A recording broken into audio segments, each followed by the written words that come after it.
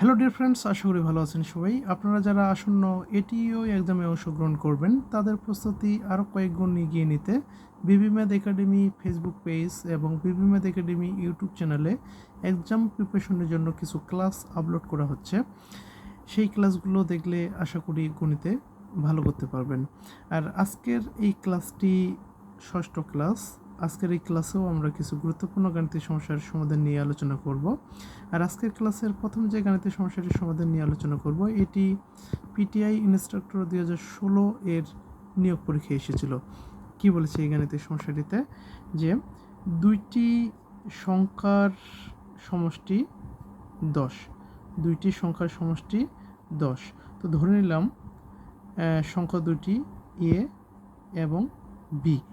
তাহলে এই দুইটি সংখ্যার সমষ্টি কত দেওয়া রয়েছে?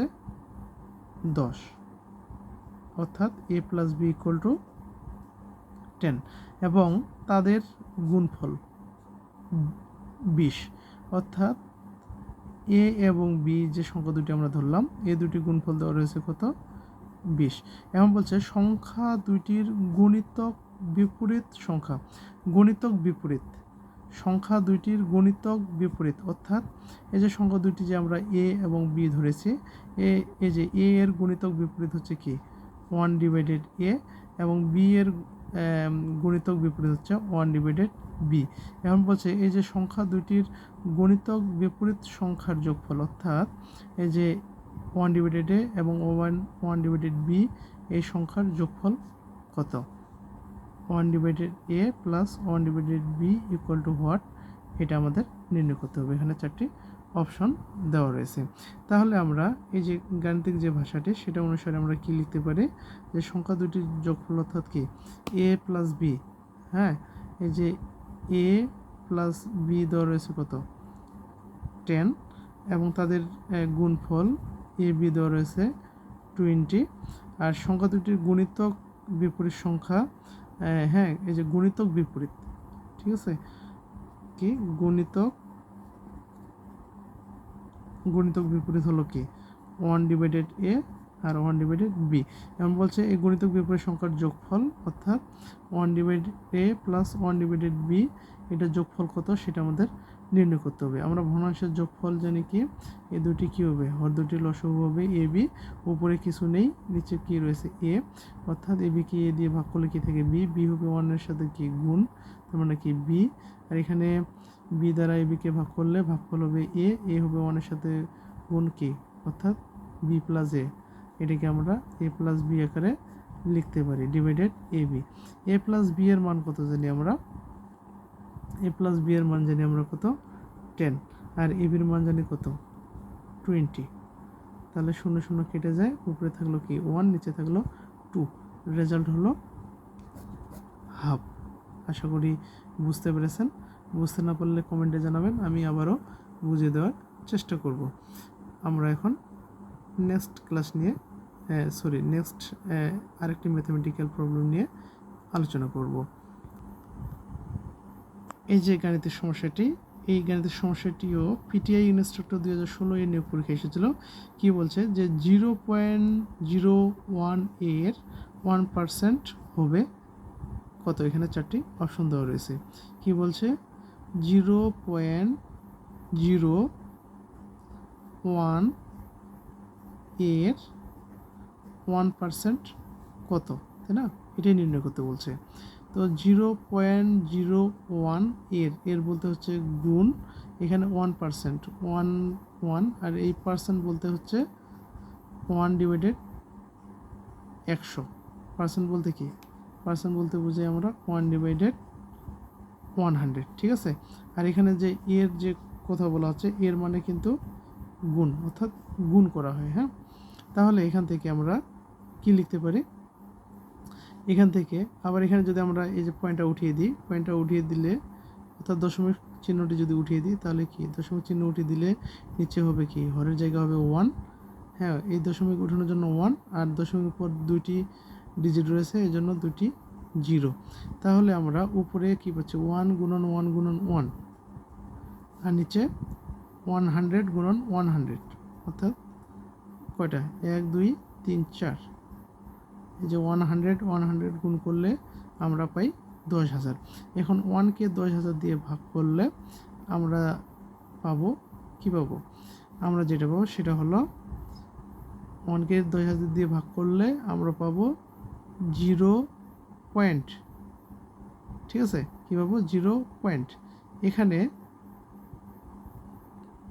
এই যে এখানে এই যে হ্যাঁ এই যে পয়েন্টের পর এই যে 1, এই পয়েন্টের জন্য 1 বাদ গেল, এই 1 ব্যতীত অর্থাৎ এই একটা ডিজিট ব্যতীত পরে আর কয়টি ডিজিট রয়েছে, 4টি ডিজিট।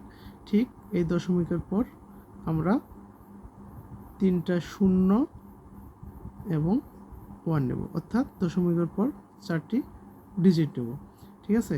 1কে 10,000 দিয়ে ভাগ করলে আসবে, এখানে নিচে কয়টি ডিজিট রয়েছে, 5টি ডিজিট রয়েছে, তাই না?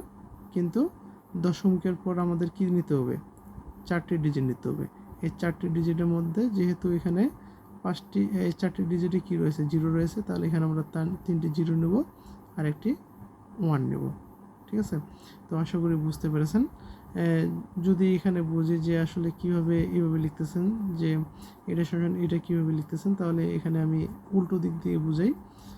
সেটা হচ্ছে যেমন এখানে দশমিক উঠিয়ে দিলে কি হবে, এখানে 1 হবে, আর দশমিকের পর কয়টি ডিজিট রয়েছে, 4টি, তাহলে আমরা কী নেব, এখানে 4টি 0 নেব আর উপরে কী নেব, 1, ঠিক আছে। এই যে 1, এটাকেই আমি এখান থেকে এটা লিখলাম, ঠিক আছে। এটা সমান যদি এটা লিখতে পারি তাহলে এটা সমান এটা লিখতে পারি, এটাই করা হয়েছে। তাহলে অ্যান্সার হচ্ছে কোনটি, ঘ। এখন নেক্সট যে গাণিতিক সমস্যাটি সেটি দেখি। এখানে বলছে কি a স্কোয়ার ইকুয়াল টু যদি 5 হয়, b স্কোয়ার ইকুয়াল টু 49 হয়, তাহলে a b এর মান কত? আচ্ছা, a স্কোয়ার ইকুয়াল টু কি 5, তাই না? তাহলে আমরা উভয় দিকেও যদি বর্গমূল করি, বর্গমূল নিই, তাহলে কি হয় 25। এখানে কি স্কোয়ার রুট কেটে যায়, a 25-এর বর্গমূল আমরা কত জানি, এটা সরাসরি কি লিখতে পারি, 5-এর উপর স্কোয়ার, 5-এর স্কোয়ার মানে কি 25, স্কোয়ার রুট কেটে যায় 5, তাহলে a ইকুয়াল টু কত হচ্ছে, 5 হচ্ছে। ঠিক একইভাবে b স্কোয়ার সমান কি 49, উভয় দিকে যদি বর্গমূল নিই, স্কোয়ার রুট কেটে যায় b, আর 49কে আমরা এইভাবে লিখতে পারি 7-এর উপর স্কোয়ার, স্কোয়ার রুট কেটে যায়, b ইকুয়াল টু কি 7। তাহলে a b এর মান কি, a বলতে কি 5 আর b বলতে 7, 5 7 35, a b এর মান হচ্ছে কি 5 7 35, ঠিক আছে, 35। তো নেক্সট কোশ্চেন দেখি। এই গাণিতিক সমস্যাটিতে কি বলছে যে a/b ইকুয়াল টু 4:7 এবং b/c ইকুয়াল টু 5:6 হলে a/b/c কত? এখানে 4টি অপশন দেওয়া রয়েছে। এ ধরনের গাণিতিক সমস্যা সমাধান করতে গেলে আমাদের যেটা করতে হবে, দেখেন এখানে a b, এখানেও b রয়েছে, এখানেও b রয়েছে, তাই না? আর এখানে a আর c এক জায়গায় করে রয়েছে। যখন আমরা এই যে দুটি অনুপাত থেকে, হ্যাঁ দুটি অনুপাতে যে দুটি করে যে রাশি রয়েছে, এই দুটি রাশি থেকে দুটি 4টি রাশি হচ্ছে, তাই না? এই 4টি রাশিকে যখন আমরা 3টি রাশিতে লিখব, অর্থাৎ এইভাবে লিখব, তখন আমাদের করতে হবে এই যে একটি রাশি কি একই রকম রয়েছে b, এই জন্য তাহলে কি করতে হবে, এখানে যে মানটা সেটাও কি একই রকম নিয়ে আসতে হবে। এই জন্য কাজ করব, এখানে কি রয়েছে 7, b এর মান এখানে রয়েছে 7, এখানে b এর মান রয়েছে 5, তাহলে আমরা কাজ করব, এখানে আমরা 5 দিয়ে গুণ করব আর এখানে 7 দিয়ে গুণ করব। প্রথম অনুপাতটিকে আমরা 5 দিয়ে গুণ করব। কেন 5 দিয়ে গুণ করলাম, এই যে দ্বিতীয় অনুপাতে b এর মান রয়েছে 5, এই জন্য প্রথম অনুপাতকে আমরা 5 দিয়ে গুণ করব, আবার দ্বিতীয় অনুপাতকে আমরা 7 দিয়ে গুণ করব, কেননা প্রথম অনুপাতে b এর মান রয়েছে 7, তাহলে দেখা যাবে b এর মানগুলো একই রকম আসবে। তাহলে 5 দিয়ে যদি আমরা গুণ করি কি পাই, এখানে 4 5 20, 5 7 কত 35, আবার একইভাবে 5 7 কত 35, 6 7 42। এখন এখানে দেখেন এই যে b এর যে মান দুইটি অনুপাতের ক্ষেত্রে কি একই আসছে। এখন আমরা লিখতে পারবো এই যে এ অনুপাত বি অনুপাত সি, এখানে দেখেন এখানে এ এর মান পাচ্ছি কত 20 অনুপাত বি এর মান পেয়েছি কত 35 35 এবং সি এর মান পেয়েছি কত 42 20 35 42 অ্যান্সার ঘ। নেক্সট আরেকটি কোশ্চেন দেখি। এরা বলছে কি একটি সমবাহু ত্রিভুজের বাহুর দৈর্ঘ্য এ হলে ত্রিভুজের ক্ষেত্রফল কত হবে? আসলে এটা একটা পুরোটাই সূত্র, এই সূত্রটা প্রমাণ রয়েছে, তবে এই ক্লাসে আমি করাবো না, ভিডিওটি অনেক দীর্ঘ হয়ে যাচ্ছে, তাই নতুন অন্য কোনো ভিডিওতে দেখাবো। আমরা জানি যে সমবাহু ত্রিভুজের অর্থাৎ সমবাহু কি একটি ত্রিভুজ যার তিনটি বাহু কী হবে সমান হবে, আর এদের দৈর্ঘ্য দেওয়া রয়েছে এ, অর্থাৎ তিনটি বাহুর দৈর্ঘ্য এ। এই ধরনের ত্রিভুজের ক্ষেত্রফলের সূত্র আমরা জানি √3/4 এ স্কোয়ার, অর্থাৎ √3 / 4 ইন্টু বাহু স্কোয়ার। ঠিক আছে, এটা হচ্ছে কি এই সমবাহু ত্রিভুজের ক্ষেত্রফল। তো ধন্যবাদ সবাইকে। আজকে এখানেই ক্লাস শেষ করব, আজকের এই ক্লাসটি। তো আবার দেখা হবে নেক্সট ক্লাসে। তো ততক্ষণে ভালো থাকবেন। আর আমার এই ভিডিওগুলো যদি আপনাদের ভালো লেগে থাকে অবশ্যই ফেসবুক থেকে বিবিম্যাথ একাডেমি ফেসবুক পেজটি ফলো করে রাখবেন, লাইক কমেন্ট শেয়ার করবেন, এবং ইউটিউবে বিবিম্যাথ একাডেমি ইউটিউব চ্যানেলটি সাবস্ক্রাইব করে দেবেন, লাইক কমেন্ট শেয়ার করবেন। ধন্যবাদ সবাইকে। আবার দেখা হবে নেক্সট ক্লাসে। ততক্ষণে সবাই ভালো থাকবেন, সুস্থ থাকবেন, সুন্দর থাকবেন। ধন্যবাদ সবাইকে।